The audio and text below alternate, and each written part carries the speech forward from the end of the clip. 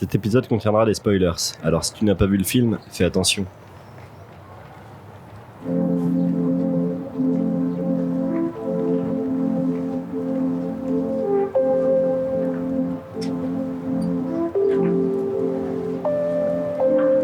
Est-ce que vous pensez aller au drive-in? Si on prend le cinéma comme art, il n'y a pas d'art sans liberté.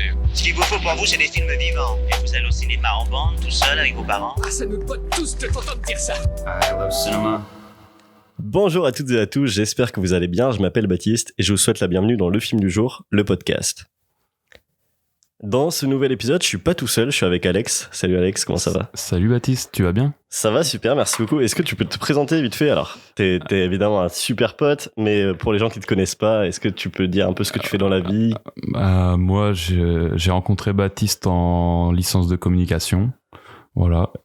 Et on partage le même amour du ciné quand même. Magnifique, c'est vrai. Et il m'a proposé d'être là aujourd'hui et j'ai accepté son invitation avec grand plaisir. Voilà. C'est un réel honneur. Et toi, t'es aussi à fond dans la musique. Enfin, t'es un gros connaisseur quand même. Oui, c'est vrai. Mais bon, c'est un loisir, quoi. Voilà. C'est ça. Aujourd'hui, Alex, du coup, là, on vient de regarder le film Bo Burnham Inside, qui vient de sortir sur Netflix. Il est sorti hier. Alors, à l'heure où on enregistre le podcast, on est le mercredi 2 juin. Le 2 juin, ouais. Et je pense que vous l'entendrez début juillet, si tout se passe bien niveau montage, etc. Bo Burnham Inside, c'est un film réalisé de A à Z par l'humoriste Bo Burnham pendant la pandémie du Covid-19, donc aux États-Unis, et enfin dans le monde entier, mais lui a réalisé ça aux États-Unis dans son petit appart. Et donc il l'a écrit, réalisé, tourné et édité sans équipe. Et du coup, le film est sorti à l'heure où on vous parle hier, et pour l'instant, il a que des bonnes critiques. On vient de le voir, du coup, là, c'est vraiment notre avis à chaud. Alex, est-ce que tu peux me dire ce que t'en as pensé, si t'as aimé, si... Baptiste, j'ai envie de te dire, est-ce qu'on n'a pas vu un ovni ça, du cinéma? Ça, non. c'est... Franchement, on a quand même pris une belle claque parce que... Alors, moi, je suis venu, je m'attendais absolument pas à voir ce film. Enfin, Baptiste non plus. Ouais, non, du tout. Non, c'était pas prévu. Et Baptiste m'avait teasé en me disant que ce serait une comédie musicale à la base. Ouais. Et en fait, le film s'ouvre sur une musique et tout. Et je me suis dit, oula, sur quoi on est parti là? Ouais. Et en fait, pas du tout. Genre, vraiment, c'est... est-ce qu'on raconte un petit peu en fait, avant chaque podcast, du coup, il y a une petite alerte spoil, parce que je me dis, si je veux parler des films, il faut spoiler un peu. Tu racontes le synopsis ou pas? Ouais, donc en fait, on se retrouve avec un mec qui vit le confinement du premier jusqu'au dernier jour, même après, je pense, parce que il se filme pendant 1 an en tout, donc. Il dit dans le film que ça dure 1 an en tout. Ouais. C'est ça. Donc en fait, jour 1, il est un peu comme tout le monde, je crois, à l'époque. C'est un peu l'euphorie, c'est le fait de vivre quelque chose de nouveau. Mais il faut savoir que lui, il est tout seul dans un petit appart. Je pense que ça doit être 30-40 mètres carrés maximum. Enfin, en tout cas, ce qu'il montre à l'écran. Du coup, il va faire le confinement seul. Toi d'ailleurs, Alex, t'as fait le confinement accompagné, c'est ça? Ouais, j'étais chez mes parents. J'ai fait 1 semaine tout seul et je me suis rendu compte que c'était pas possible, en fait. J'avais la chance, le privilège de pouvoir le vivre avec mes parents, et du coup je suis retourné en campagne, voilà. Ouais, c'est un peu préparé pour moi, et en vrai je me dis heureusement, tu vois, parce que ouais.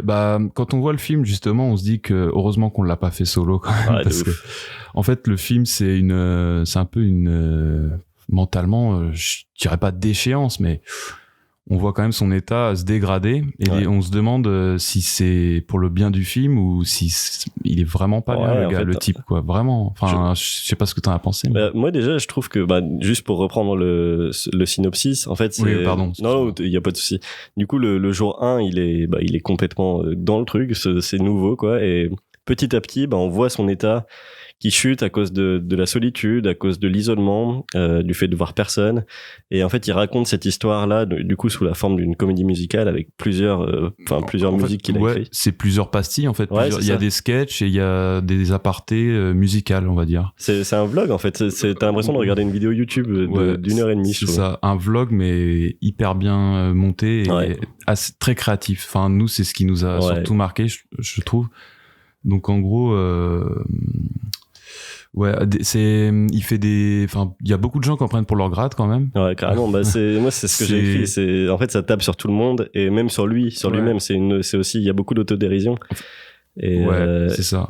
Et lui en fait reconnaît que ce confinement-là, enfin, en gros, il explique dans le film, mais d'ailleurs, plus qu'un film, je trouve que c'est un documentaire sur la psychologie humaine, plus qu'autre chose, tu vois. Ouais, comme tu disais, sur la psychiatrie, il y a beaucoup de liens à faire, je pense. Parce qu'en fait, on sent le mec, justement, qui est en chute libre totale entre la première et la 90e minute, quoi. Mais il y a aussi cet amour du travail, parce que à la fin, spoiler alert du coup, mais à la fin, en gros, il dit que il a des angoisses pour l'après réalisation de ce film, et qu'il a peur que ça se termine, en fait, et il veut pas que ça se termine. Ouais, mais puis en fait, je trouve que le fait de partager avec le spectateur les émotions, je sais pas, en fait, je connaissais pas du tout Bob Burnham moi non plus avant, et apparemment c'est un excellent humoriste américain de ce qu'on a lu. En tout cas, ça nous a fait rire. Le film nous a fait rire. Le film est très bien vu, hein, mais il y a ce côté où il apparaît très proche, je trouve, de son public, donc ici de nous, quoi, qui regardons Netflix. Et il y a vraiment le fait de... Enfin, je trouve ça beau de se filmer en tant qu'homme en 2021 et de montrer en fait toute sa sensibilité. Moi, c'est ça que j'ai particulièrement aimé. C'est le fait de se montrer. D'ailleurs, à la fin, la dernière scène, il se montre nu derrière son piano, comme si, tu vois, il était à nu devant nous et devant les projecteurs. Et ça, j'ai bien aimé en fait le fait de se dévoiler complètement, de pas du tout être dans le paraître, même s'il y en a forcément, parce que c'est lui qui décide les plans qui tournent, etc., et que c'est quelque chose de magnifique. En fait, il ne vend pas que la bonne partie de lui, quoi. Il vend aussi son alter ego qui va mal, et il le dit à un moment, s'il faisait pas la vidéo, en fait, la vidéo devient sa raison de vivre, parce que s'il la fait pas, il est proche de se mettre une balle dans la tête, quoi. C'est ce qu'il dit au début. C'est ce qu'il dit au début, tu vois. Donc d'ailleurs, il dit que même avant ça, il faisait des crises d'angoisse sur scène.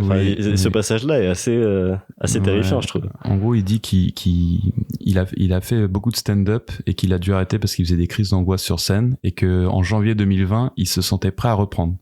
Sauf que mauvais timing, mars est arrivé le Covid.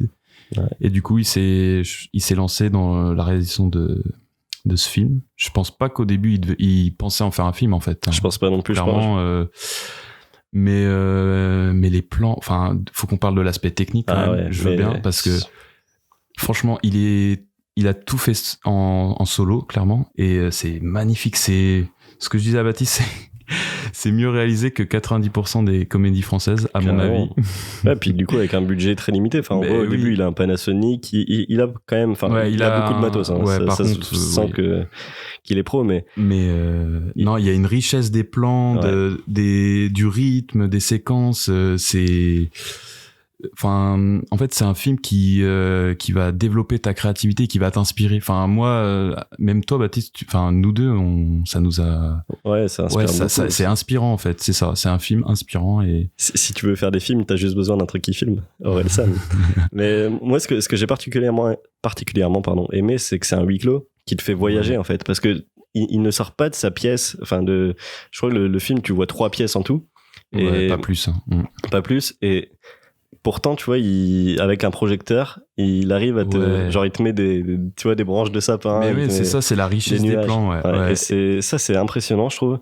Et ça contribue au fait que tu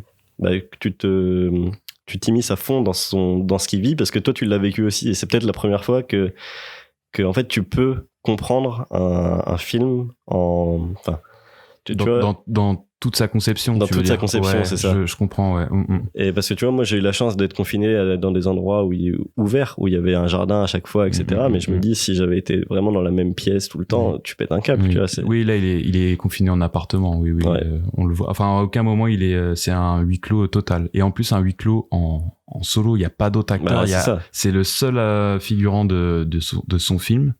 Et il a quand même réussi à nous tenir en haleine 1h30, quoi. Enfin, moi, je me suis ennuyé peut-être 2-3 minutes. Peut-être il y avait des chansons un peu plus longues, tout ça, des moments un peu plus longs, mais c'est pas redondant, franchement, c'est un vrai bon film, quoi. Puis dans sa dystopie, il y a quand même ce côté, t'as l'impression qu'il a plus envie de sortir au bout d'un moment, tu vois. Justement, d'ailleurs, il y a cette scène de fin où il ouvre la porte. Et ça nous a fait penser, on se l'a dit, au Truman Show. Justement, à la fin, il ouvre la porte et il est libéré. Il est en peignoir, il me semble. Ouais, c'est ça. Et tu sais, en fait, il comprend qu'il sort de ce monde. Et là, t'as l'impression que c'est l'effet inverse. Le fait de sortir de ce monde, ça l'effraie plus qu'autre chose. Et retourner au monde extérieur avec tu vois, il y a les rires factices de son pseudo-public, etc. Ça l'oppresse. Et du coup, tu parlais de la technique. C'est vrai que moi, c'est surtout le travail de lumière qui m'a marqué, quoi. C'est avec on pense un simple projecteur.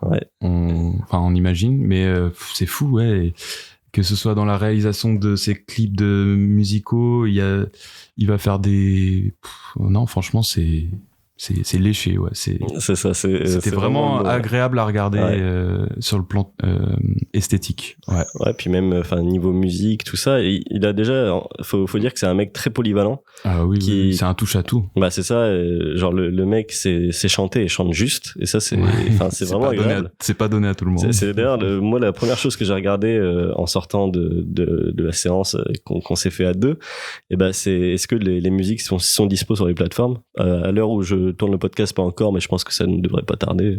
Parce que j'en ai aucune idée, mais c'est exploitable en tout cas largement. De ouf. Puis de ce que j'ai compris, le film est vraiment promis à un gros succès. Apparemment, c'est sorti hier et ça a déjà bien décollé. Si on en a entendu parler indépendamment tous les deux, sans en parler. En bien en plus, oui. En bien pour l'instant, et du coup, je pense que vous verrez ce podcast du coup un peu après sa sortie.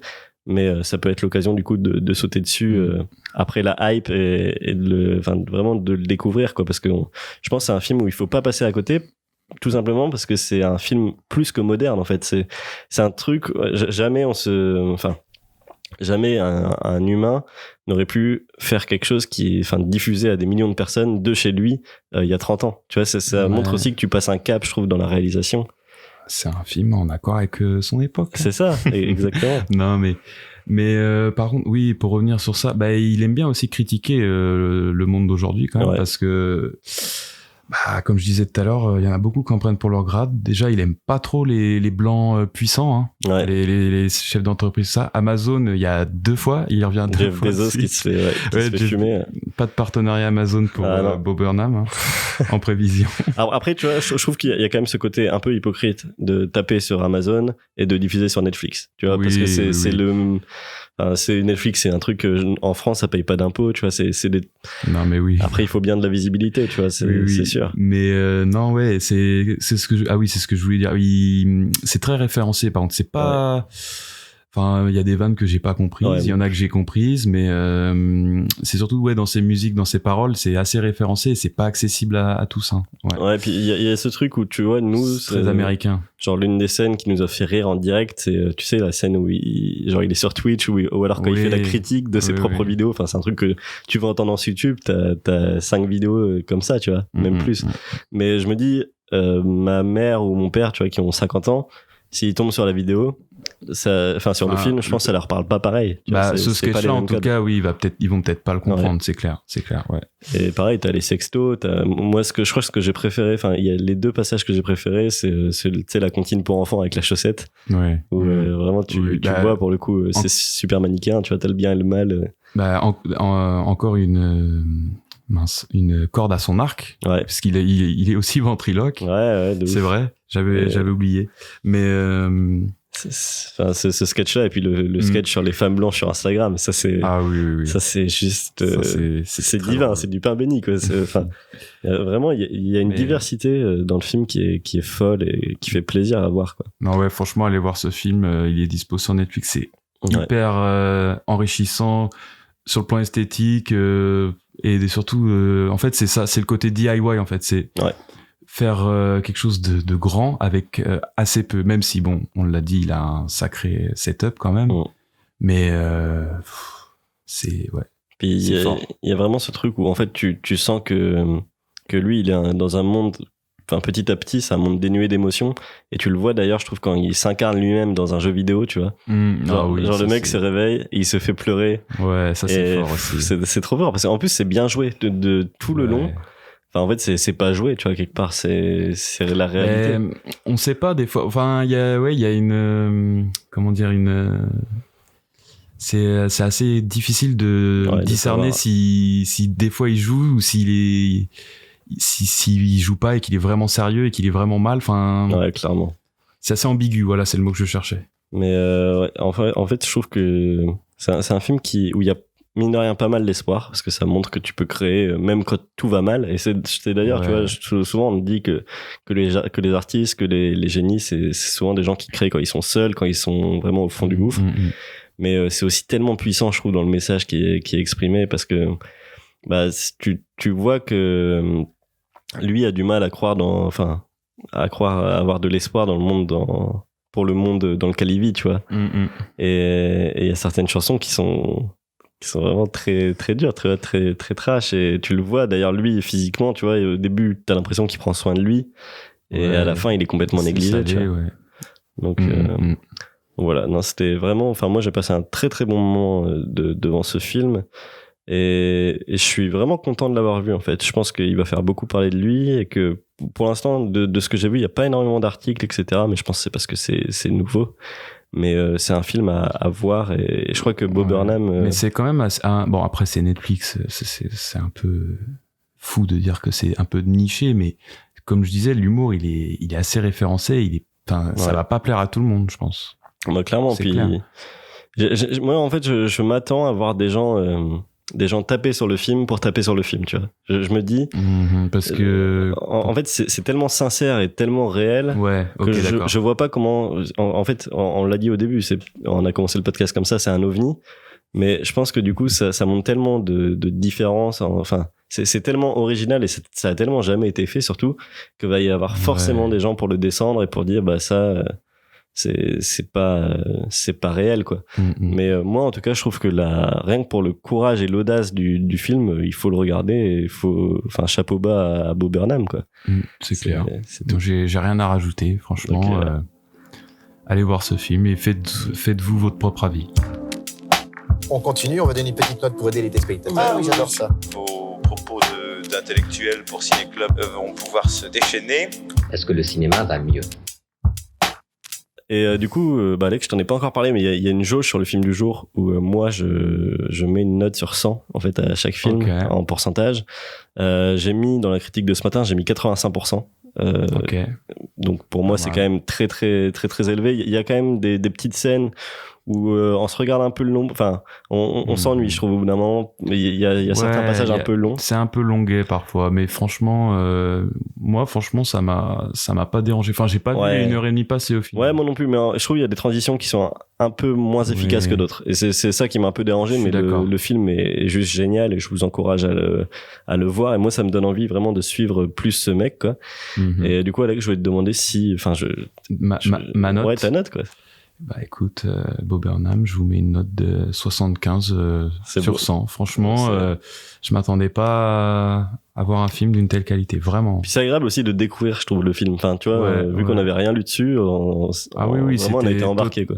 Effet surprise total, quoi. Donc, vraiment. Donc c'était génial, et on vous invite vraiment à le découvrir. Alex, je voulais te remercier d'être venu dans cet épisode, et de toute façon tu reviendras dans plein d'autres films, parce que ta culture merci à toi de m'avoir invité, surtout Baptiste, en vrai. Et est-ce que tu aurais peut-être, je sais pas, un petit film à nous recommander en ce moment, un truc que t'as vu récemment, ou je sais pas. Là, tu me prends un peu de cours, Baptiste. Peut-être qu'on pourrait en parler dans un autre podcast. Non, mais si j'avais réfléchi un peu plus, oui, mais bon, là, non, dernièrement, plus un livre, si vous voulez. Ouais, vas-y, carrément. Un objet culturel, quand même. C'est une BD, ça s'appelle Préférence Système, d'Hugo Bienvenu, et c'est vraiment génial, et c'est de la science-fiction, et j'adore, voilà. Bah écoute, la référence sera en description, et puis de toute façon, on se revoit bientôt dans un autre épisode. Quant à moi, du coup, il me reste plus qu'à vous dire merci d'avoir écouté ce podcast. Vous pouvez le noter sur Spotify et sur Deezer pour le référencement, mais aussi mettre une note sur Apple Podcast et vous abonner à la chaîne YouTube. Pour finir, vous pouvez vous abonner au film du jour sur Instagram, le compte grossit, le retour se passe super bien, j'en suis très heureux, donc merci pour tout, et puis surtout partagez le podcast dans les stories, c'est ça qui aide le plus pour... Abonnez-vous. C'est ça qui aide le plus pour le référencement et pour la visibilité. Encore une fois, merci Alex, et à très bientôt. C'était Baptiste. Ouais, à bientôt. Ciao.